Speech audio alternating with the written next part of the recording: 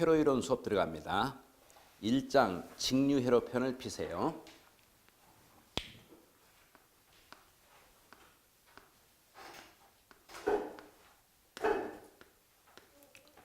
자, 일단 회로이론은 그 구성이 크게 두 가지입니다. 직류회로,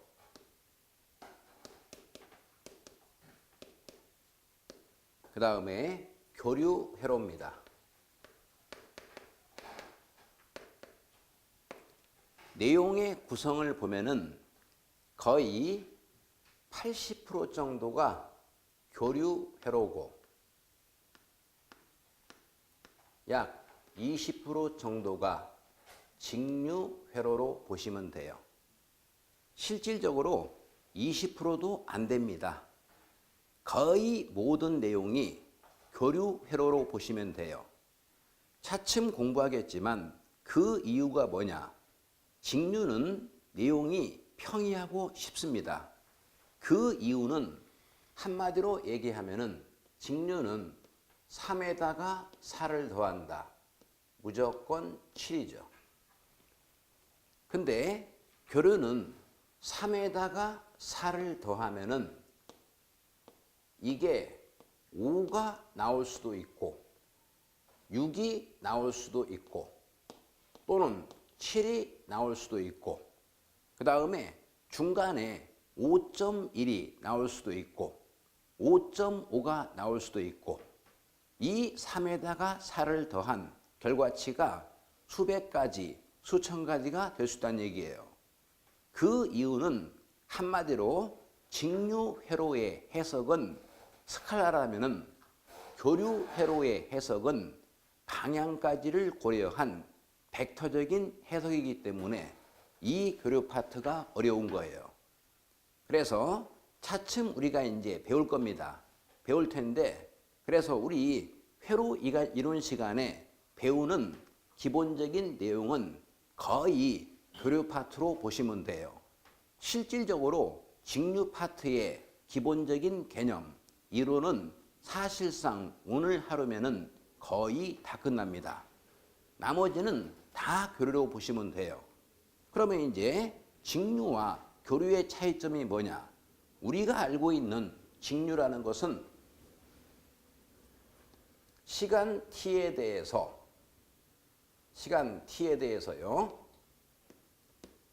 항상 그 크기와 방향이 이렇게 뭐예요? 항상 일정이죠. 크기도 변화하지 않고 방향도 일정한 걸 뭐라고 한다? 직류. 그런데 이제 교류 같은 경우는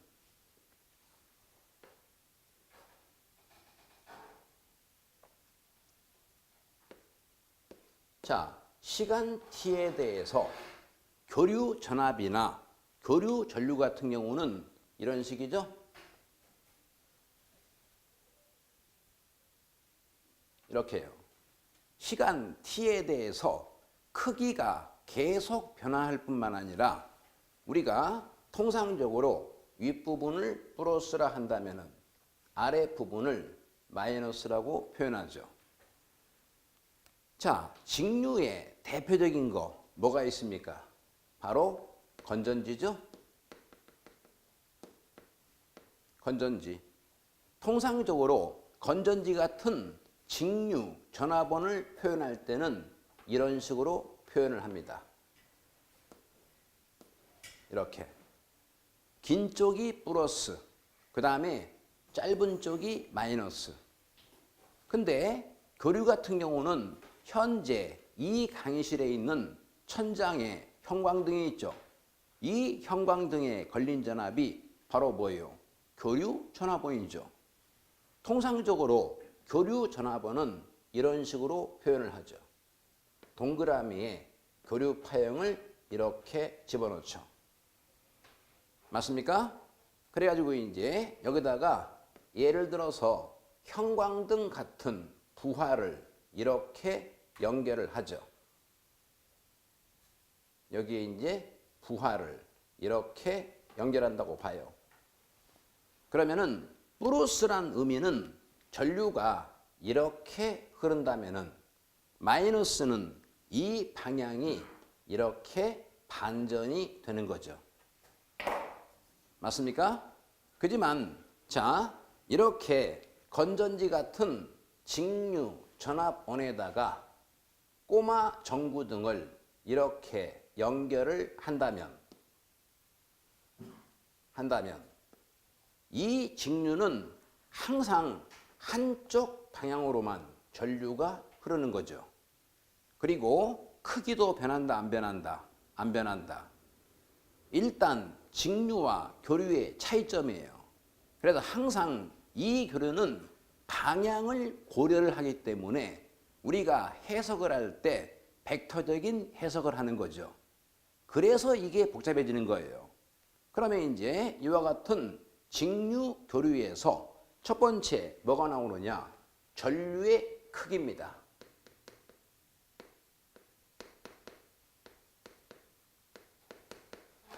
전류의 크기. 자, 예를 들어서요. 여기에 이렇게 건전지 하나가 있습니다. 건전지. 이 건전지는 직류 전압원이죠. 그죠? 직류 전압원.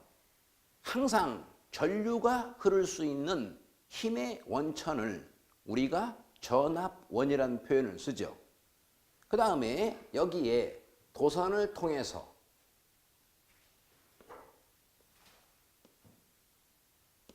여기에 꼬마 전구를 이렇게 연결합니다. 꼬마 전구요. 꼬마 전구를 이렇게 연결을 하면은 자, 전압을 겁니다. V볼트. 그러면 이 도선을 따라서 전류가 흐를 거 아닙니까? 그 다음에 꼬마 전구 같은 것을 우리가 뭐라고 하느냐? 부하라는 표현을 씁니다. 부하. 그러면 부하가 무슨 말이냐? 전류가 흘렀을 때 일을 할 수 있는 모든 전기적인 금속체를 부하라는 표현을 쓰죠. 우리 집에 가면은 등비구도 있지만 에어컨도 있고 세탁기도 있고 TV도 있죠.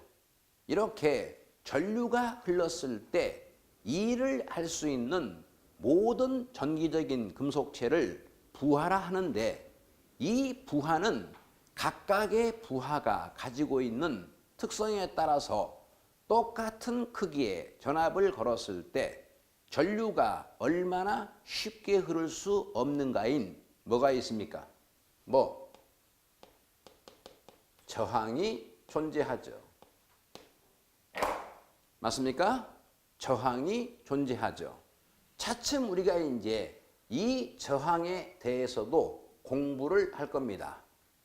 회로 시간에 만나는 저항은 첫 번째 부하로서 저항, 두 번째 도선의 저항, 세 번째 도선의 저항을 공부하다 보면은 고휴 저항이 등장하죠. 물론 전기 자기학 시간에는 자기 저항이라는 것도 배우죠. 자기 저항. 그 다음에 법규 시간에는 절연 저항도 공부할 것이고 접지 저항도 공부할 것입니다. 그래서 우리가 1차 필기 때 만나는 저항은 크게 6가지죠. 첫 번째 부하로서의 저항, 두 번째 도선의 저항, 세 번째 도선의 저항을 공부하다 보면은 도선의 고유 저항이 나오죠. 그 다음에 전기 자기학 시간에 자기 저항, 법규 시간에 절연 저항, 그 다음에 접지 저항까지. 물론 나중에 실기 공부를 하다 보면은 대지 저항도 등장하죠. 그래서 총 7개 정도의 저항을 공부할 거예요. 어찌됐든 모든 저항은 다 의미가 뭐다? 전류가 얼마나 쉽게 흐를 수 없는가를 의미하는 거죠. 그리고 항상 우리가 이 전기를 공부할 때 주로 이 전압은 수압에 많이 비유를 하고 전류는 물의 흐름에 많이 비유를 하죠. 수압이 걸려야 물이 흐르듯이 반드시 전압이 걸려야만 전류가 흐르는 거죠. 그런데 이제 문제는 이 전류의 흐름이 우리 눈에 보여야 안 보여요? 안 보이죠. 그죠? 항상 전류가 흐른다는 얘기는 곧 뭐냐? 전류의 흐름은 이렇게 알고 있으면 돼요. 곧 전하의 이동. 전류의 흐름은 곧 뭐다? 전하의 이동. 그렇다면은 이 전하가 무슨 말이냐? 전하의 의미. 전기적인 힘을 가지고 있는 우리 눈에 보이지 않는 미소 입자를 뭐라고 한다? 전하라고 표현해요. 전기적인 힘을 가지고 있는 우리 눈에 보이지 않는 미소 입자를 전하라고 표현하고 바로 이 전하의 이동이 곧 뭐다? 전류의 흐름. 그리고 이 전하가 가지고 있는 전기적인 양을 뭐라고 하느냐? 전기량 또는 전하량이라고 그래요. 이해합니까? 그래서 이걸 뭐라고 한다? 전기량 또는 전하량. 그리고 문자는 Q라는 문자를 쓰고 단위는 쿨롱이란 단위를 씁니다. 쿨롱. 그래서 결국 전류가 흐른다는 얘기는 전기량 Q가 이동을 하는 거죠. 이해합니까? 그때 이제 항상 요 전류의 크기입니다. 항상 전류의 크기는 이모의 도선을 통해서 바로 전기량이 이동할 때 항상 전류의 크기는 단위 시간당 이동한 전기량. 여기서 단위 시간이라는 것은 1초를 의미하는 거죠. 그래서 1초당 이동한 전기량으로서 전류의 크기를 정의. 호로 단위는 쿨롱 퍼 세크겠죠? 세크. 이걸 우리가 암페어라고 한 거죠. 암페어. 이해합니까? 물론 이제 이로부터 Q는 이꼴 IT라고 쓸 수가 있겠죠. 맞습니까? Q는 이꼴 I 곱하기 T. 그런데 이제 문제는 교류 전류의 크기죠. 좀 전에 뭐라고 했습니까? 우리가 교류 같은 경우는 시간 T에 대해서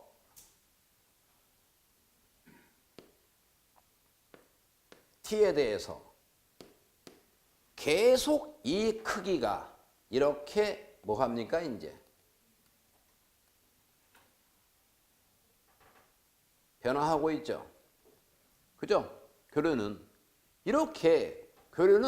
순간순간 이 크기가 계속 변화하고 있고 그 다음에 방향까지 변화하는 게 바로 뭐예요? 교류죠. 그래서 이 교류 전류의 크기를 얘기할 때는 순간순간 계속 크기가 변화하기 때문에 바로 순간적인 변화율을 의미하는 게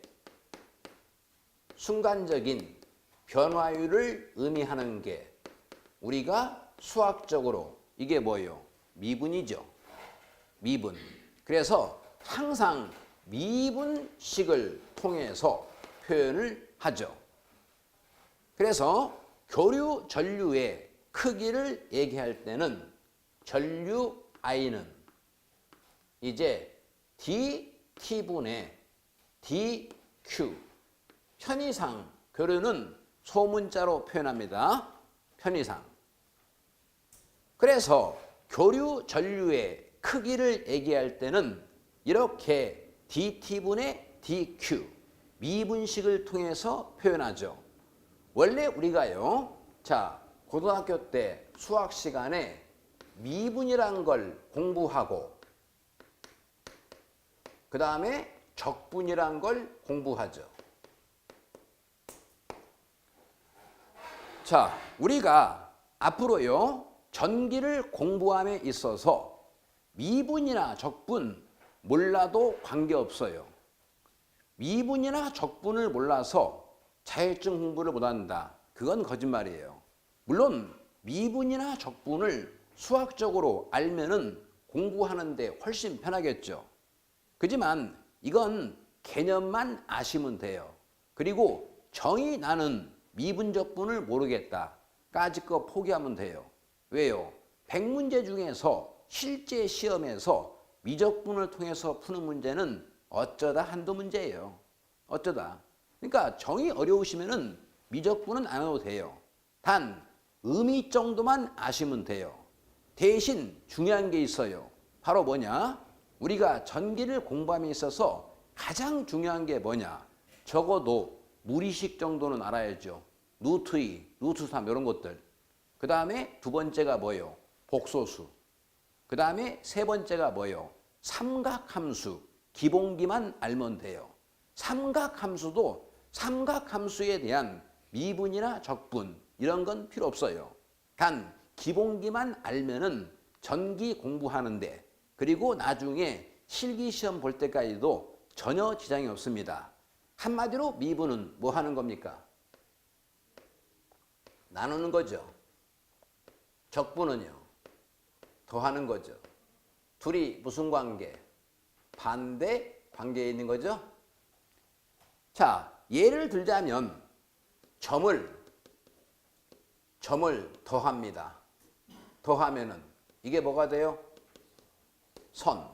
선을 더하면은 뭐가 돼요? 면인가요?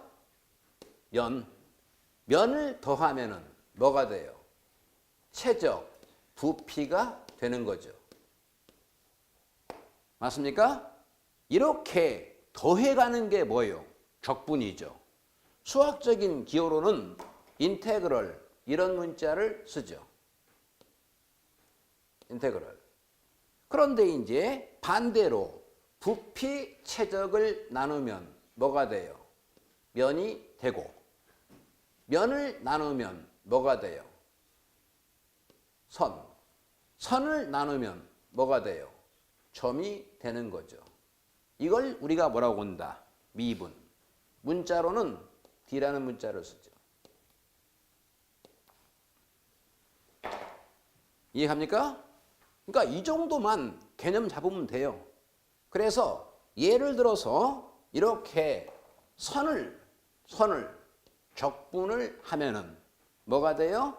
면이 되고 면을 미분을 하면은 뭐가 돼요? 선이 되는 거죠. 지금 우리가 교류 전류의 식을 보면은 전류 I는 dT분의 dQ. 지금 무슨 얘기예요? 전기량 Q를 미분을 해서 뭘 얻은 겁니까? 전류를 얻은 거죠. 그죠? 이 식의 의미가요. 이 식의 의미가 바로 전기량 Q라면은 Q를 미분을 해서 뭘 얻은 겁니까? 전류를 얻은 거죠. 그렇다면은 전류를 적분을 하면은 뭐가 나와요? 전기량 Q를 얻을 수 있는 거죠. 그래서 바로 이 식에서 뭘 뽑을 수 있느냐? 전기량 Q를 뽑을 수 있는데 Q는 인테그럴 I의 dT라고 쓸 수 있죠. 그런데 우리가 이제 중학교나 또는 중학교가 아니죠. 고등학교 수학 시간에 미분을 공부할 때, 적분을 공부할 때는 주로 변수가 뭐였습니까? 변수가. 함수를 공부하면은 우리가 함수, f, x 이런 식으로 표현했죠. 그죠? 그러니까 고등학교 수학을 공부할 때는 우리가 주로 변수가 x이기 때문에 미분식을 표현할 때 dx분의 d라고 이렇게 표현했죠. 네모를 x에 대해서 미분한다 이렇게 표현했죠. 근데 우리가 공부하는 전기에서는 주로 변수가 뭐예요? 시간 t이기 때문에 이걸 dt분의 d 네모 형태로 표현을 하는 거예요, 지금. 이해갑니까? 그러면 이제 여기 봐요. 우리가 여기서 이 의미만 아시면 돼요, 의미만. 예를 들어서 dt분의 d 네모의 의미 정도예요. 수학적으로는 네모를 시간 t에 대해서 미분한다라고 표현하죠. 네모를 시간 t에 대해서 미분한다. 그런데 이 의미가 뭐냐면요. 이렇게 보시면 돼요. 임의의 시간 t에서 임의의 시간 t에서 순간적으로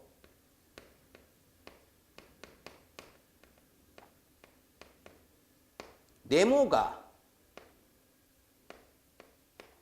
얼마나 변화하는가를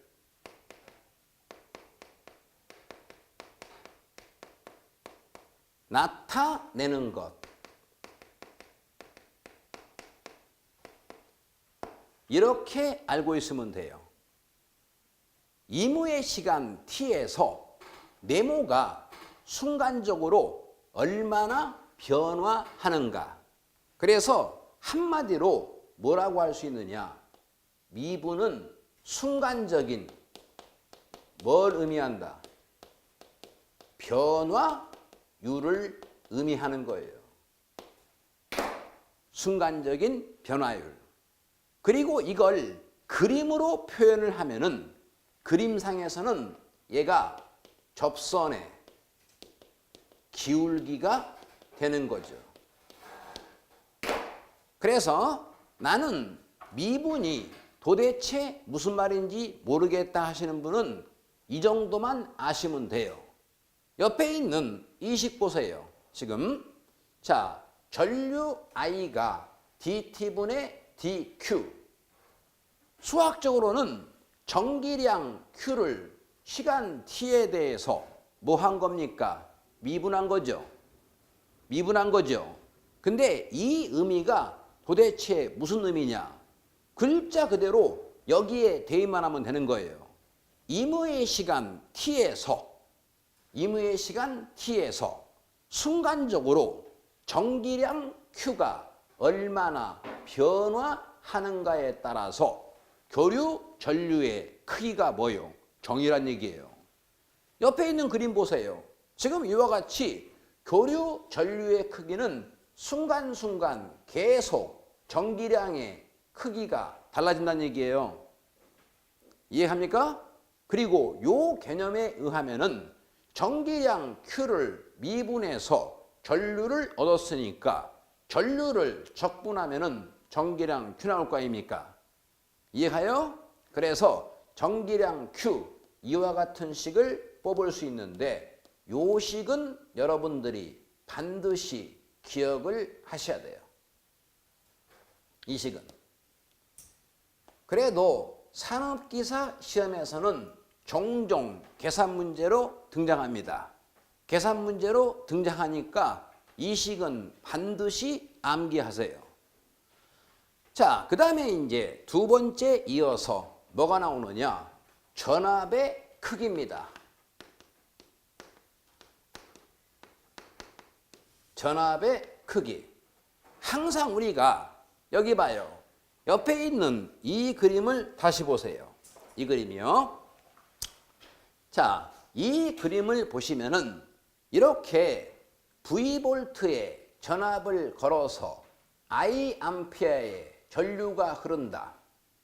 여기에 부하로서 꼬마 전구가 있다면은 이제 이 꼬마 전구가 이렇게 빛을 발산하겠죠. 발산하겠죠. 이렇게 빛을 발산한다는 얘기는 결국 이 꼬마 전구가 뭐 한 겁니까? 이거 일을 한 거죠. 일. 바로 이제 이 꼬마 전구가 일을 했다고 볼 수 있죠. 그때 한 일이 W 줄이라 합시다. W 줄. 일의 단위는 줄이잖아요. 그때 요 전압의 크기는 바로 이렇게 Q 쿨롱의 전기량이 이동을 하여 한 일의 크기로서 전압의 크기를 정의하는 거예요. 그러니까 한 일이 많다면 전압도 뭐요? 높다는 얘기겠죠. 그래서 이때 이 전압의 크기는 이런 식으로요. V는 Q 쿨롱의 전기량이 이동하여 한 일의 양이에요. 그래서 단위는 이게 줄 퍼 쿨롱. 이걸 이제 우리가 볼트라고 정의를 한 거죠. 볼트. 그리고 이로부터 W는 Q, V라고 쓸 수도 있고요. 이해갑니까? 그런데 이제 교류 전압의 크기죠. 똑같아요. 우리가 교류 전압의 크기는 앞서 본 것처럼 교류는 전압도 시간 t에 대해서 계속 이렇게 크기가 뭐예요? 변화하고 방향도 계속 변화하죠. 맞습니까? 그래서 이 교류 전압의 크기는 똑같이 미분식을 통해서 이제 D, Q분의 D, W 이렇게 표현을 하는 거죠. 그러니까 하나씩 분리를 시키면은 DQ는 의미가 뭐예요? 전기량의 변화율. DW는요. 일의 변화율. 이런 의미예요. 우리가 앞서 DT분의 DQ 하면은 DT는요. 시간의 변화율. DQ는 전기량의 변화율. 똑같이 DQ는 전기량의 변화율. 그 다음에 DW는요. 일의 변화율. 물론 묶어서 표현한다면은 자, 임의의 전기량이 이동을 하여 순간적으로 얼마나 일을 했는가를 나타내는 의미겠죠. 이해합니까? 요 의미요. 단 이제 시간 t 대신 뭐가 왔습니까? 전기량 q 왔잖아요. 이해가요? 그래서 자, 전기량 q가 이동을 하여 순간적으로 얼마나 일을 했는가. 이게 뭐예요? 교류 전압의 크기란 얘기예요. 근데 지금 딱 보니까 일을 미분을 해서 뭘 얻었습니까? 전압 얻은 거죠. 고로 전압을 적분을 하면은 뭘 얻을 수 있어요? 일을 얻을 수 있죠. 그래서 이때 일은 인테그럴 V의 dq 이런 식으로 뽑을 수 있죠. 이해갑니까? 무슨 말인지요? 자, 그 다음에 이제 이어서 세 번째 뭐냐? 바로 저항입니다. 저항. 우리가 회로 시간에 만나는 저항은 크게 세 가지입니다. 공이 저항은 이와 같은 심벌로 표현하죠. 이런 심벌로. 그리고 문자는 R이라는 문자를 쓰고 단위는 옴이란 단위를 쓰죠. 옴이요. 근데 이와 같은 저항이 첫 번째 뭐 나온다고 써요? 뭐? 부하로서 저항이죠. 부하로서 저항. 항상 부하의 의미가 뭐라고 씁니까? 전류가 흘렀을 때 일을 할 수 있는 모든 전기적인 금속체를 부하하는데 이 각각의 부하가 전압을 걸었을 때 전류가 얼마나 흐를 수 없는가인 저항이 있죠. 주로 우리가 회로 시간에 따지는 저항이 대부분 다 이 부하로서 저항입니다. 대부분. 그런데 이제 두 번째 뭐가 나오느냐? 바로 도선의 저항입니다.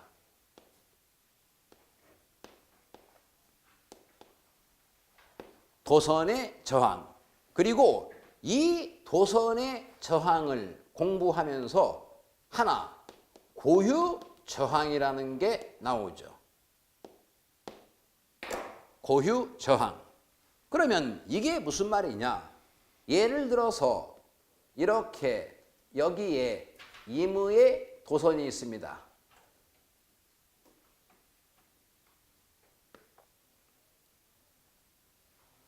잘 봐요. 수업만 안 빠지고요. 충실히 들으면은 이거 다 이해할 수 있어요. 지금 이렇게 임의의 도선이 있어요. 이 도선의 단면적을 A 메타 제곱이라 합시다.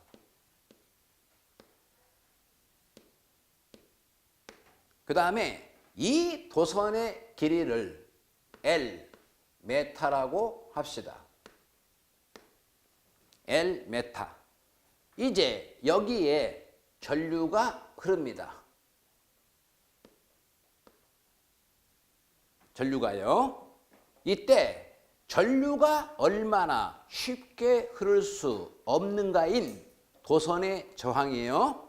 항상 이 도선의 저항은 자, 단면적 A에는 비례해요, 반비례해요? 도선의 단면적이 크면 클수록 전류는 잘 흐르죠. 결국 단면적이 크다는 얘기는 전기 저항이 작다는 의미겠죠. 바로 비례해요, 반비례해요? 반비례. 맞죠?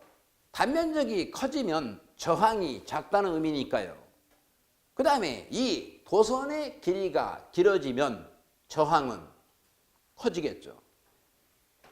맞습니까? 그런데 똑같은 단면적, 똑같은 길이인데도 요 도선의 재질이 구리일 수도 있고 알루미늄. 그죠? 똑같은 굵기, 똑같은 단면적인데 이 재질이 구리인 경우와 알루미늄인 경우 비교하면은 어느 것이 전류를 더 잘 흘립니까? 구리. 그죠? 그러면 구리라는 물질이 전류를 더 잘 흘린다는 얘기는 구리라는 물질 자체가 전류의 흐름을 방해하는 특성이 뭐요? 작다는 의미겠죠. 이렇게 각각의 물질이 가지고 있는 전류의 흐름을 방해하는 특성을 뭐라고 하느냐? 고유 저항이라고 그래요. 고유 저항. 그렇다면은 이 고유 저항이 구리하고 알루미늄을 비교를 하면은 지금 고유 저항은 누가 크다? 누가 크다? 알루미늄이 크다는 얘기겠죠. 이해갑니까? 똑같은 단면적, 똑같은 길이인데 전류를 더 잘 흘리는 게 구리라는 얘기는 구리라는 물질이 가지고 있는 전류의 흐름을 방해하는 특성이 작다는 얘기잖아요. 이렇게 각각의 물질이 가지고 있는 전류의 흐름을 방해하는 특성을 뭐라고 한다? 고유저항. 그래서 이 고유저항에는 비례, 반비례? 비례하겠죠. 이해합니까? 그래서 이제 이와 같은 마지막 결과식을 뽑을 수 있는데 이 식은 반드시 우리가 암기를 해줘야죠. 그런데 이제 이 식을 여기 봐요. 정리합니다.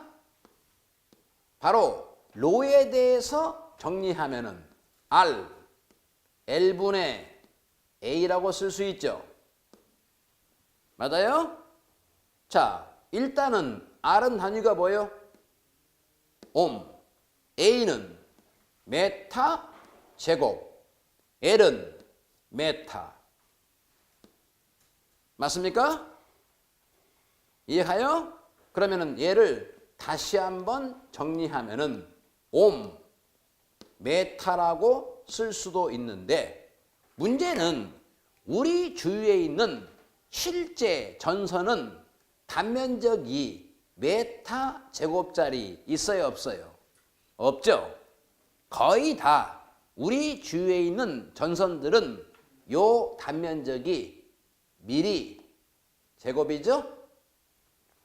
제곱이죠? 그래서 일반적인 전선의 고유 저항은 이런 단위를 쓰죠. 옴, 미리, 제곱 퍼, 메타. 의미가 뭐예요? 길이 몇 메타? 1메타. 단면적 얼마? 1 미리 제곱. 그러니까 의미가 길이는 1메타.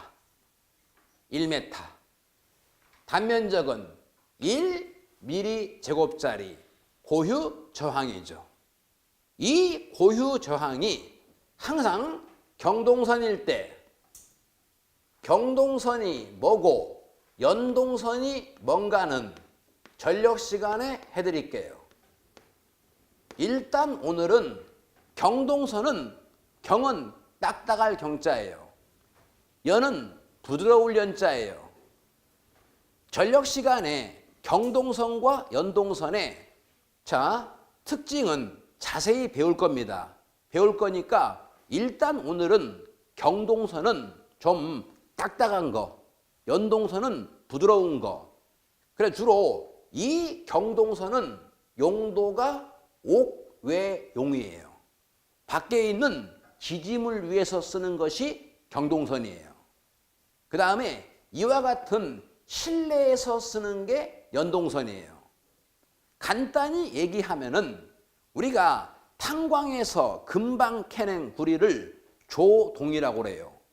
이 조동을 전기 분해를 하면은 순도 99.9% 이상의 전기동을 얻죠. 이 전기동을 그대로 압연 처리, 눌러서 잡아 늘린 게 뭐냐? 경동이에요. 그 다음에 이 전기동을 다시 한번 열 처리를 해준 게 뭐냐? 연동이에요. 그래서 이 연동은 부드럽죠. 대신 경동은요, 튼튼하죠. 항상 그래서 경동은 주로 옥외용, 연동은요, 옥내용이에요. 특별한 말이 없는 한이요. 그때 이 경동선의 고유저항이 얼마냐? 55분의 1. 외우셔야 돼요. 연동은 고유저항이 58분의 1입니다. 58분의 1. 단위는 옴 미리 제곱퍼 메타를 쓰면서요. 그 다음에 여기에 이제 알루미늄이 있는데 알루미늄 선은 얼마? 35분의 1이죠. 적어도 두 가지는 반드시 암기를 하셔야 돼요. 그래서 지금까지 저항이 총 몇 개 나왔습니까? 첫 번째 부하로서 저항, 두 번째 도선의 저항, 세 번째 고유 저항. 그런데 이제 여기 봐요. 하나만 추가합니다. 지금 우리가 전선의 저항, 도선의 저항 이 식에서 여기 로 고유 저항이라고 했죠? 고유 저항. 바로 얘하고 반대 개념이죠. 반대 개념. 이 로의 반대 개념을 일반적으로 시그마란 표현을 쓰면서 이걸 도전도라고도 표현을 하죠. 도전도. 도는 도통의 의미예요. 앞에 있는 도는 도통.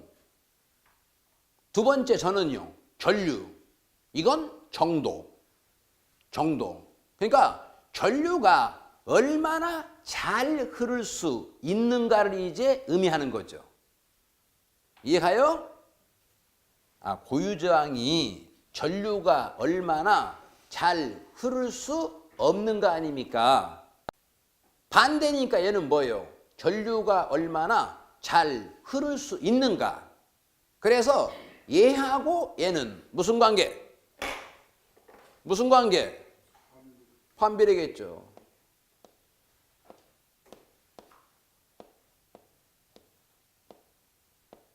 이해갑니까? 그래서 이제 이 식을 이렇게 쓸 수도 있죠. 시그마 A 분의 L 쓸 수 있죠? 쓸 수 있죠. 그래서 아울러 여기까지 이제 기억하라는 얘기예요.